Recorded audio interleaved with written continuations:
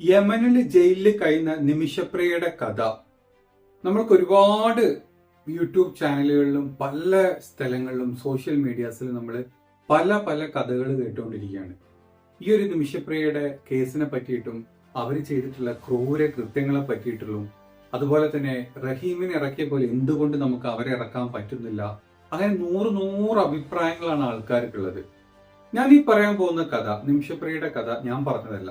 ഞാൻ യൂട്യൂബിൽ ഒരു ചാനലിൽ കണ്ടിട്ടുള്ള, ഒരു റെപ്യൂട്ടഡ് ആയിട്ടുള്ള ചാനലിൽ കണ്ടിട്ടുള്ള ഒരു കഥ.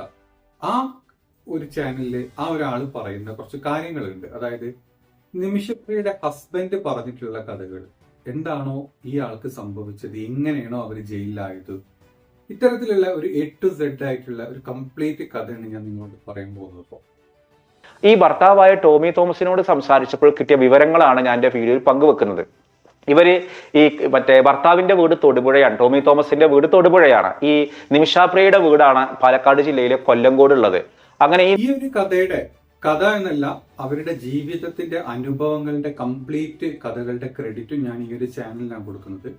എനിക്ക് ഇവരെ പേഴ്സണലി അറിയില്ല, എനിക്ക് നിമിഷപ്രിയയുടെ ഹസ്ബൻഡിനെയും പേഴ്സണലി അറിയില്ല. അവർ പറഞ്ഞിട്ടുള്ള കാര്യങ്ങളെ പറ്റിയാണ് നമ്മൾ സംസാരിക്കാൻ പോകുന്നത്. അതായത് നിമിഷപ്രിയ യമനിൽ വർക്ക് ചെയ്തുകൊണ്ടിരിക്കുന്ന സമയത്ത് കരാട്ടെ ബ്ലാക്ക് ബെൽറ്റ് ആണ്, കാണാൻ അത്യാവശ്യത്തിന് സൗന്ദര്യം കാര്യങ്ങളൊക്കെ ഉണ്ട്, നല്ല രീതിയിൽ ജീവിച്ചു പോകുന്ന ഒരു നഴ്സ്.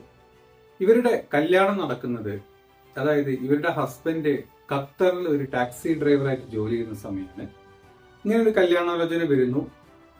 നിമിഷപ്രിയ നമ്മുടെ പാലക്കാട് ഒലവക്കോടോ ആണ് എനിക്ക് തോന്നുന്നു, അവിടെ സ്ഥലത്തുള്ള ആളാണ്.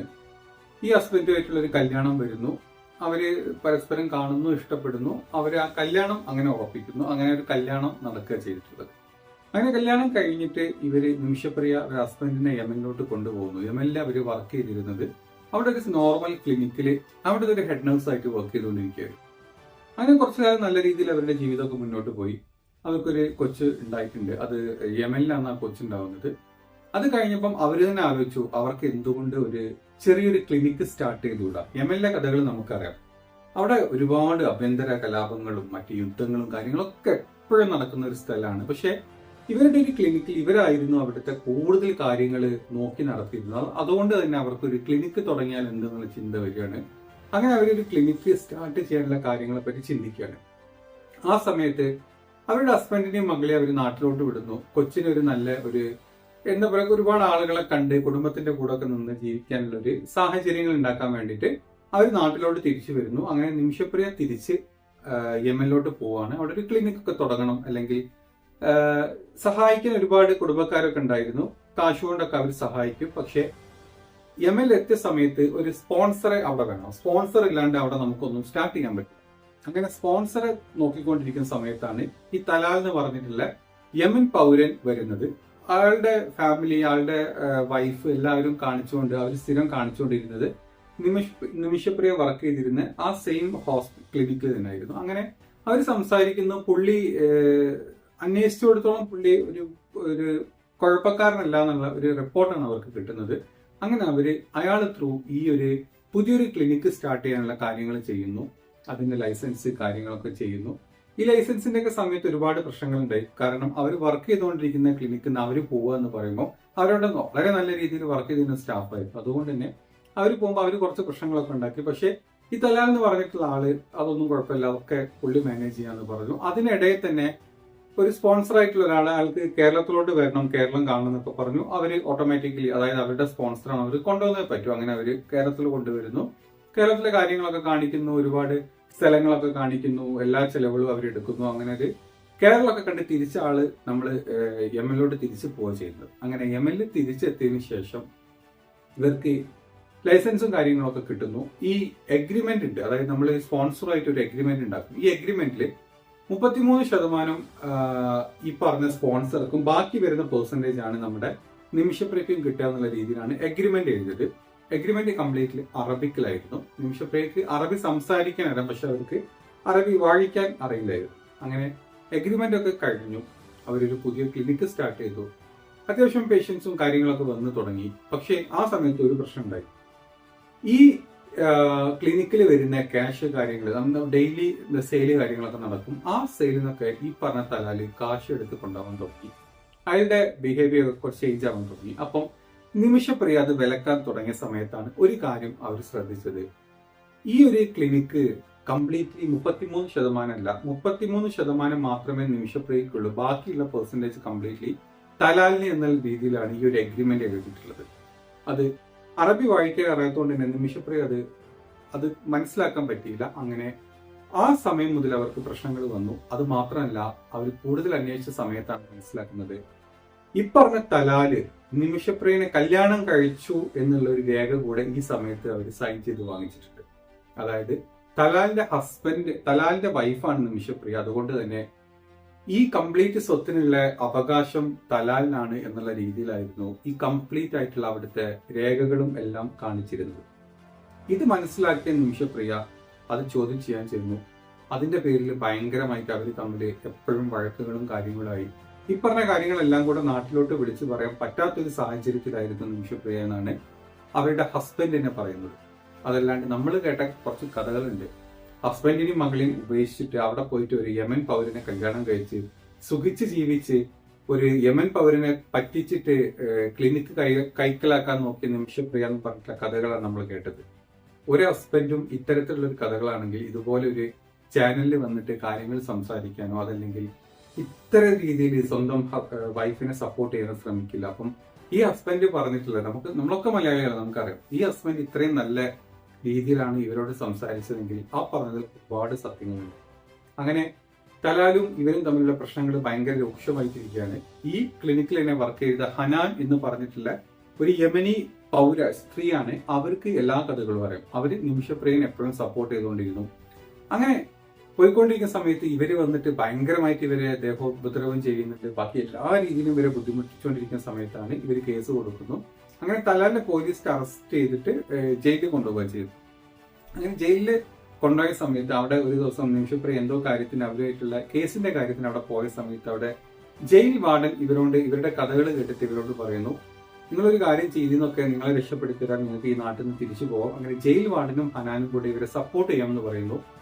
ഈ പറഞ്ഞ തലാല് ജയിലിൽ നിന്ന് ഇറങ്ങിയ സമയത്ത് എന്തോ വൈകാരിക കാരണം ഈ ക്ലിനിക്കിൽ വന്നിട്ട് കുറച്ച് ചികിത്സ എടുക്കുന്ന സമയത്ത് ഇവര് ആളെ മഴയ്ക്ക് കിടത്തിട്ട് അവരുടെ കയ്യിൽ നിന്ന് സിഗ്നേച്ചർ വാങ്ങണം. അതായത് നിമിഷപ്രിയ ആയിട്ടുള്ള കല്യാണം റദ്ദാക്കി എന്ന് പറഞ്ഞ് സിഗ്നേച്ചർ വാങ്ങാൻ വേണ്ടിയിട്ട് ഈ പറഞ്ഞ ജയിൽ വാർഡൻ പറഞ്ഞതനുസരിച്ചിട്ട് അവർക്ക് മയക്കുമരുന്ന് കൊടുക്കുക ചെയ്തത്.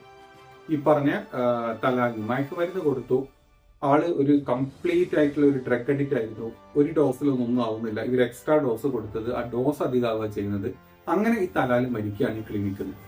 ഈ മരിച്ച സമയത്ത് ഈ പറഞ്ഞ ഹനാൻ എന്ന് പറഞ്ഞിട്ടുള്ള ഇവരുടെ ആ ഒരു സുഹൃത്തുണ്ട് ഇവരുടെ കൂടെ വർക്ക് ചെയ്യുന്ന, അവരും ഈ പറഞ്ഞ ജയിൽ വാർഡനും കൂടെ ഈ ബോഡി നശിപ്പിക്കാൻ വേണ്ടിയിട്ട് ഈ പറഞ്ഞ ജയിൽ വാർഡന്റെ സഹായത്തോടു കൂടി ജയിൽ വാർഡനാണ് ഇവരെ ഈ പറഞ്ഞ തലാലിനെ കട്ട് ചെയ്തിട്ട് ആ ബോഡി പല ഭാഗത്തേക്ക് ഒഴിവാക്കി കളഞ്ഞിട്ട് ഈ ഒരു കേസ് നൂരാൻ വേണ്ടിയിട്ട് അവർ ചെയ്യുന്ന കുറച്ച് കാര്യങ്ങളുണ്ട്.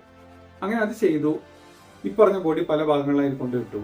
ഈ പറഞ്ഞൊക്കെ സഹായം ചെയ്യുന്നത് ജയിൽ വാർഡനാണ്. അങ്ങനെ നിമിഷപ്രിയ അവിടുന്ന് കുറച്ച് ദൂരത്തോട്ട് മാറി വേറൊരു ക്ലിനിക്കിൽ തൽക്കാലം ജോലി ചെയ്യാൻ ട്രൈ ചെയ്തു. അവിടെ നാട്ടിലോട്ട് തിരിച്ചു വരാൻ നോക്കിക്കൊണ്ടിരിക്കുകയാണ്. പക്ഷെ അവർക്ക് പറ്റുന്നില്ല. വിത്തിൻ ടൈമിൽ തന്നെ ഇതൊരു കേസാവുകയും നിമിഷപ്രിയനെയും ഹനാനെയും ഇവർ അറസ്റ്റ് ചെയ്തു.